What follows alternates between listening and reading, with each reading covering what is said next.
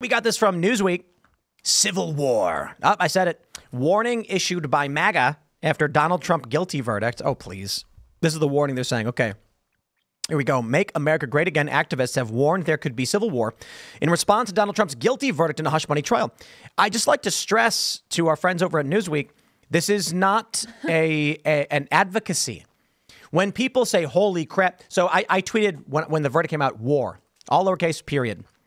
I was not saying there should be one. I was saying this is war. It's been war for a long time. The Democrats trying to put the front runner for the presidency in prison is them acting in lawfare, strategic use of force to win power.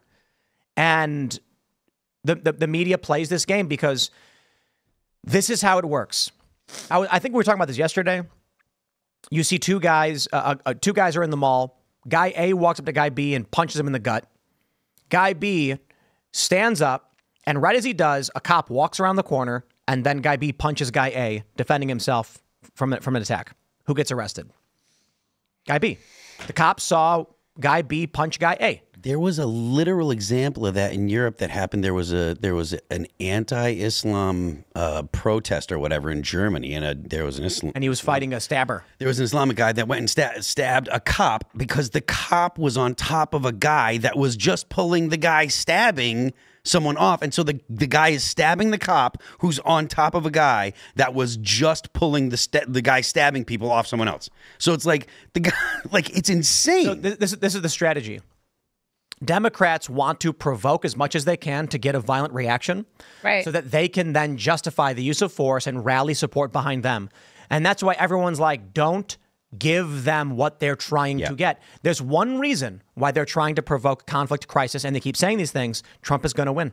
He's going to win at the ballot box. People are going to mosey on over with smiles on their faces, and they're going to sign the ballot, say Donald Trump, and he's going to win because all the polling indicates it. The economic factors indicate it, and short of some shadow campaign we don't see, which maybe, Trump is going to win. The only way they can win is if they can get someone to act a fool. And you know, some people warn maybe it'll be a false flag. Well, they're already preparing for it. So ahead of the verdict being read, the 34 counts, guilty verdict, yesterday, day before that, the Democrat governor of Wisconsin, Tony Evers, put out an emergency order. He actually preemptively declared a state of emergency before the RNC convention, calling for a state of emergency before Trump's arrival to Wisconsin. So what does that mean? How do you declare a state of emergency 2 months before the convention? How can you have advanced knowledge that an emergency is going to happen? Aren't emergencies supposed to be random? Aren't emergency orders usually declared in the aftermath of natural disasters or mass shootings or terrorist attacks? Why is the Democrat governor of Wisconsin, a state that has already been accused of being stolen for Joe Biden, okay, a lot of election shenanigans, why are they preemptively declaring a state of emergency? And now we find out that Donald Trump is supposed to be sentenced 4 days before the convention. It's almost like they had advanced knowledge. I'm starting to wonder whether or not Democrats had advanced knowledge of this verdict being released, because the timing of it just seems to be so opportune, isn't it? I mean, let's just think about the timing. Hunter Biden's trial is supposed to begin on Monday. How convenient, right? How convenient that no one's talking about Joe Biden's crackhead son. And then the House Republicans are now just going to gaslight everybody on Monday. Everybody that is expected to hold President Trump accountable is now going to be able to not hold President Trump accountable, but hold, I guess you could say, everybody who was expected by the GOP pro-Trump base to hold the justice system accountable for what they did to Donald Trump is going to get a pass on Monday, because they're all just going to be able to talk about Hunter Biden and make jokes about Hunter Biden on Twitter, and everyone's going to forget about it. Why isn't Joe Biden on the ballot in Ohio? Ohio's a bellwether state, isn't it?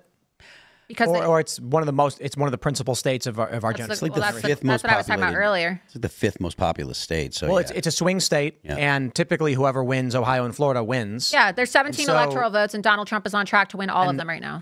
And so what happens if 2 months before the election we get mass conflict in the United States, and then there's no election?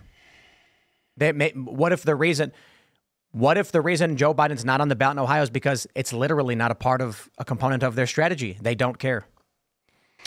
I mean, so that would be a really, really, really boneheaded mistake, because essentially what you're proposing is they made a mistake, and because they were careless, they made a mistake because they don't care about it. It's not a mistake.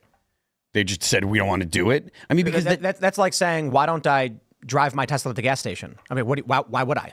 It's like, well, you got to bring your car to the gas station, right? And be like, only if it needs gas. You got to bring your Joe Biden to the ballot only if you need the ballot. I get what you're saying, but I can't imagine why they would telegraph that, right? It's because they're not. Because they want a contingent election. I don't know why people don't understand this.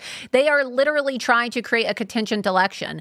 RFK Jr. is working with the deep state. He likes to pretend like he's not, a deep state agent. He likes to go around talking about how the CIA assassinated his uncle as if he's, somehow relatable to people that are speaking out against the deep state. But doesn't it make sense to people now, right? They want to create a situation so that Joe Biden and Donald Trump cannot reach 270. Yeah. It's one of the states with the highest amount of electoral votes. If Joe Biden doesn't qualify for 17 of the electoral votes in Ohio, then you increase the odds of a possible contingent election, which allows for the Congress, which will likely be controlled by Democrats come November 2024, to install a communist tyrant. So if I pulled up 270 to win, if let's just say Ohio for some reason is contested, let's say Biden's not on the ballot. And so Trump wins, but then the DNC sues, or not the DNC, I mean, there's a bunch of different organizations. And so they basically suspend those votes. It could theoretically, if Arizona, Nevada, and Wisconsin go to Biden, I mean, again, these are all hypotheticals because we don't know this. There's a bunch of other states that could swing, but let's just say this is the map that plays out. There's a possibility that no one reaches 270, and then you end up with Congress choosing the president. And you're right. If the Republican majority, which is microscopic at this point. 1 seat majority. 1 seat. That's it. It's a 1 seat majority right now. Oh, and you're right. I don't think people understand how serious this is. This is not a conspiracy theory. People need to wake up and internalize this. This is not some, far-fetched idea. We literally have a 1 seat majority. A member of Congress could drive home tomorrow and die in a car accident. It has happened. A member of Congress could stroke out and die on the House floor. And we would literally get Speaker Hakeem Jeffries before November. They're not going to wait till January 2025. We will literally have a Democrat-controlled Congress, and they will be able to select the next president of the United States. I don't think most people watching this show right now have even thought about that. Do you think it's because they don't understand how Congress works, or do you think it's just apathy towards? Well, so Ballotpedia and the Senate say it's 213 Democratic to 217 Republican with 5 vacancies. No, because you had early retirements and you have vacancies. It's a 1 seat majority right now. That's why there was so much opposition to removing Speaker Johnson. But is it that it's currently a 4 seat majority, but 3 people are set to retire before the end of their terms? No, right now we have a 1 seat majority. But what does that? So Ballotpedia and House Press Gallery both say it's 213 to 217 with 5 vacancies. And the 5 vacancies are Bill Johnson, Kevin McCarthy, Ken Buck, Donald Payne Jr., and Mike Gallagher. No, right now we have a 1 seat majority because that is the reason why President Trump came out and issued a statement against Marjorie Taylor Greene's motion to vacate. Because if Speaker Johnson were to have, been removed as Speaker of the House, what's left for him, right? He could have just resigned from Congress early like Kevin McCarthy did when he was removed as Speaker of the House, and then we would literally get Speaker Hakeem Jeffries. It's a 1 seat majority right now. So I think it's what's 4. The difference between who are the 4 people that are gone in your number? Well, you had Kevin McCarthy, and then you have... And he's one of the vacancies on... Right, so Bill Johnson, McCarthy, Buck, Payne, and Gallagher are the 5 vacancies. And Gallagher is the one who left. He could have had it so that the governor appointed his replacement. Instead, he triggered a special election, right? Yeah. So 5 vacant seats, 217 Republicans and 213 Democrats. I mean, either way, it's incredibly narrow margins. And I think you're totally right. Anything could happen to a member of Congress. I think there was someone who stepped down last year whose, wife was terminally ill. And he said, I have to, anything could happen. There was a woman that got killed in a car accident. That's what Biden asked about her, right?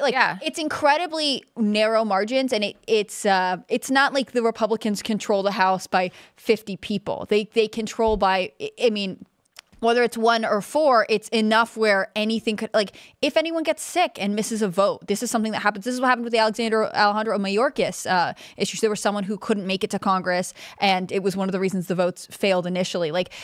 I think any sort of I can't say sort of what greater plan the deep state or whoever has out there, but I think reflective of our culture, the system is extremely narrow and shaky right now. And I think that's one of the issues with, it's one of the reasons that it's so interesting that Manchin said, I'm now an independent. Yeah. Phil's totally right. He didn't say who he's going to caucus with, so it could mean nothing. Yeah. On the other hand, this drift of like power, it is completely malleable, and I don't know. Yeah, and it's very volatile right now. And you're right. And I don't think a lot of people really are taking RFK seriously, because when I say they're not taking him seriously, people need to take him more seriously in the sense that he's not taking votes away from Biden, right?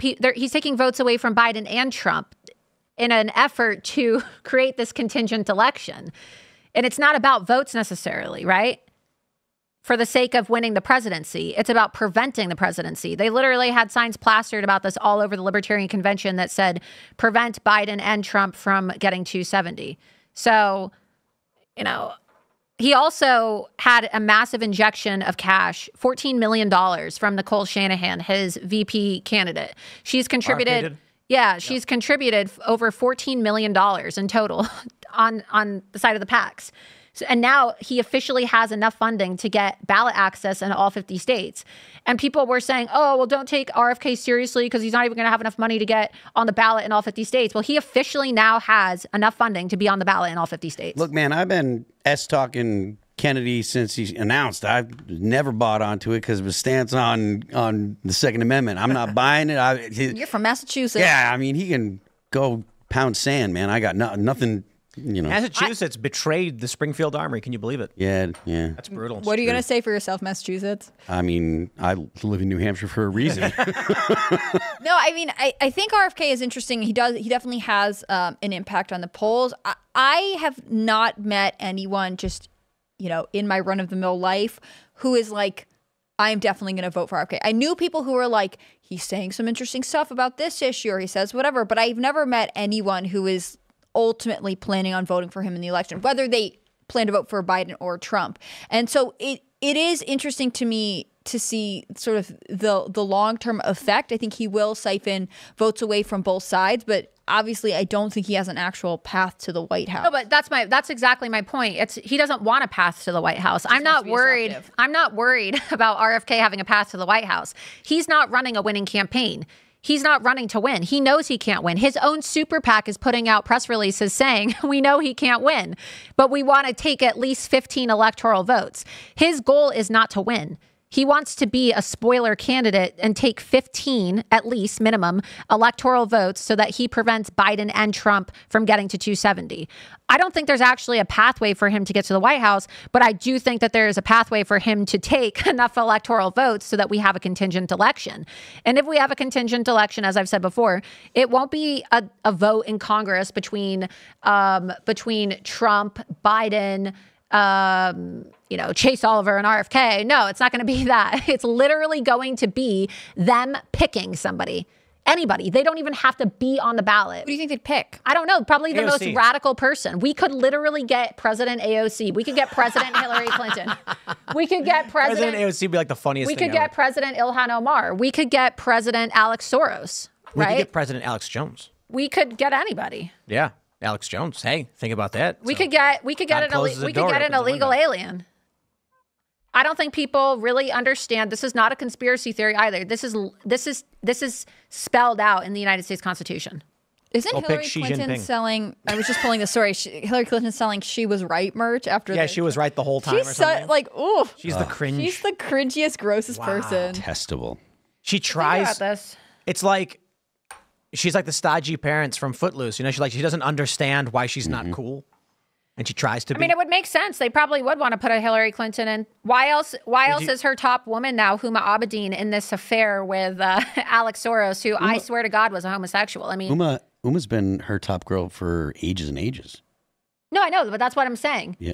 But now she's dating that's my Alex point, is that don't you think it's really weird that now they're showing up together? Hillary Clinton was just at the White House the other day, and they're all showing up at events together with Joe Biden, and they're trying to bring Hillary back onto the scene. They were at and the then state dinner. Her top woman, Huma Abedin, that's my point, is now dating the son of the Democrat Party's largest donor. It just seems like a convenient... the relationship stuff that we see, like everybody was all like, oh, Taylor Swift and Travis Kelce, that's a blah, blah, blah. Like, I don't believe that people get into relationships like that for political like subterfuge reasons. Not that it's not politically expedient for both of them, because it is. But I don't think that it's based up. I mean, she literally stayed married to her pedophile husband, okay? So she didn't have to testify against him. She wanted the spousal privilege because, you know, Anthony Weiner, of course, went to jail for sending dick pics to a 15-year-old, and she stayed married to him because she knew that they were gonna make them testify against each other about why he was using her laptop that had Hillary Clinton's classified emails on it. So I think Huma Abedin is all about relationships for convenience, and what better way to funnel money, hypothetically speaking, if Hillary Clinton somehow is, you know, their choice. I'm just thinking. I personally think it's very suspicious. Thanks for checking out this clip from Timcast IRL. Make sure to watch the show live Monday through Friday at 8 p.m. Subscribe to this channel, and we will see you all there.